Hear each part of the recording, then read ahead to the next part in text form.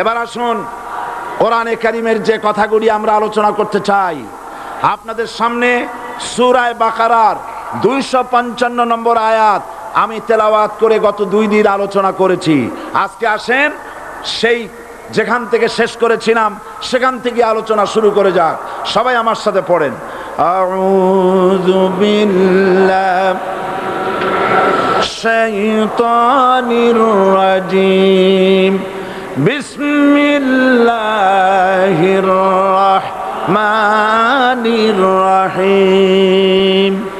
আল্লাহু লা ইলাহা ইল্লা হুয়াল হাইয়ুল কাইয়্যুম লা তাখুযুহু সিনাতুন ওয়ালা নাওম লাহু মা ফিস সামাওয়াতি ওয়া মা ফিল আরদ মান যাল্লাযী ইয়াশফা'ু ইনদাহু ইল্লা বিইذনিহি ইয়ালামু মা বাইনা আইদিহিম ওয়া মা খালফাহুম ওয়ালা ইউহিতুনা বিশাইইন মিন ইলমিহি ইল্লা বিমা শাআ ওয়াসি'a কুরসিয়্যুহুস সামাওয়াতি ওয়াল আরদ ওয়ালা ইয়াউদুহু হিফযুহুমা ওয়া হুয়াল আলিয়্যুল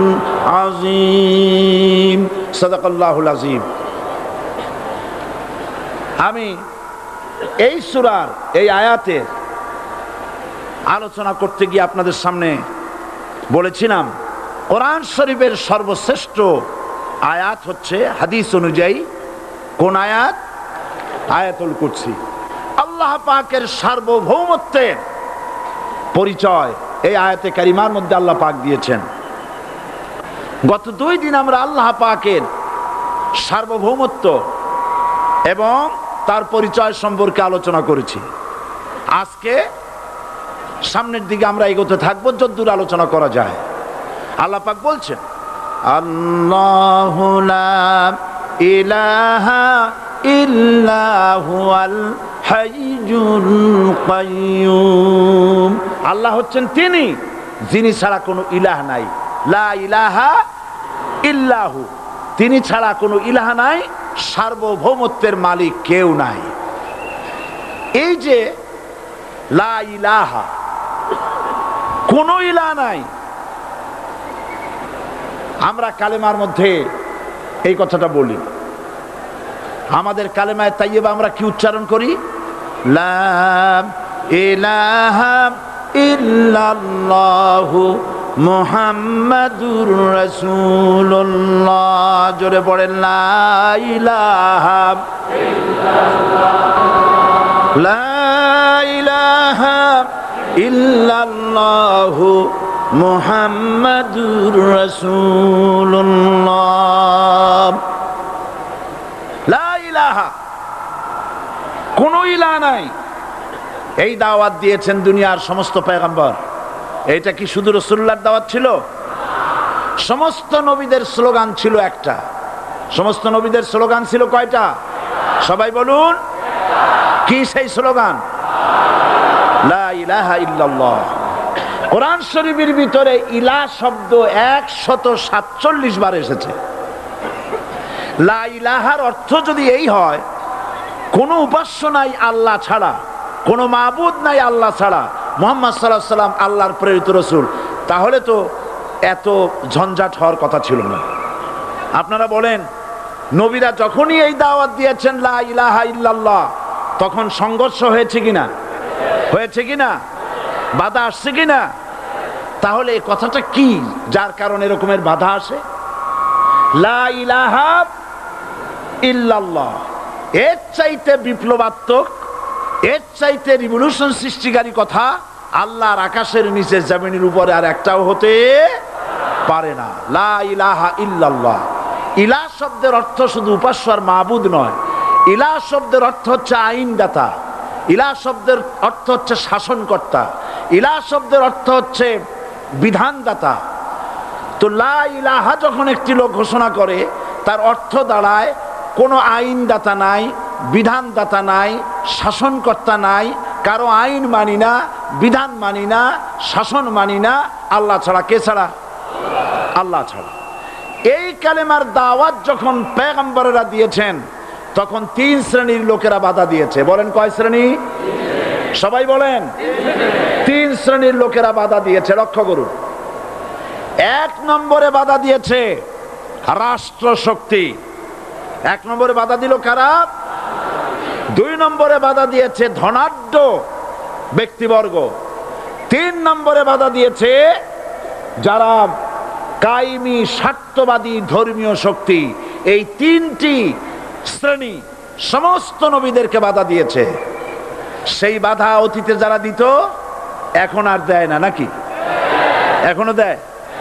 দেখুন, এই কালেমার দাওয়াত হযরতে মূসা আলাইহিস সালামকে যেদিন আল্লাহ পাক প্রথম ওহী দিলেন, এই দাওয়াত শুধু রাসূল দেন নাই, আল্লাহ পাক বলছেন প্রত্যেক নবী তার জাতিকে এই দাওয়াত দিয়েছেন। কি? আল্লাহ রাব্বুল আলামিন বলেন সকল নবী তার কওমকেই বলে দাওয়াত দিয়েছেন, ইয়া কওমি ইবুদুল্লাহা মা লাকুম মিন ইলাহিন গায়রু। হে সম্প্রদায়, আল্লাহ ছাড়া কোনো ইলাহ নাই, তার ইবাদত করো, তারই দাসত্ব করো, তার গোলামি করো।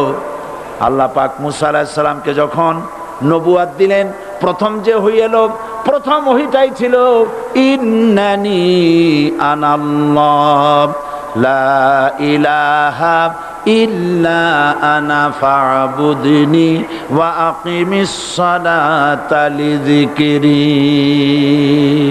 নিশ্চয়ই আমি আল্লাহ, আমি ছাড়া কোনো ইলাহ নাই, আইনদাতা নাই, বিধানদাতা নাই, সুতরাং আমার দাসত্ব করো এবং আমার শরণার্থে নামাজকে প্রতিষ্ঠা করো।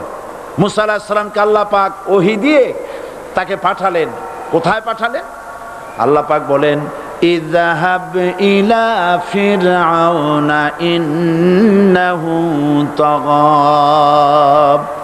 গোটা কওম নাফরমান, আল্লাহর আইন কেউ মানছে না।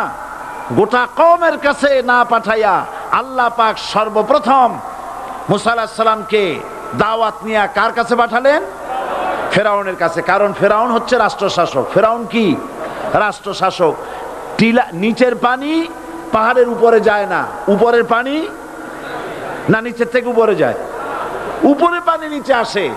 সুতরাং দেশ যারা চালায় এই লোকগুলি যদি ভালো হয়, গোটা দেশ ভালো হয়।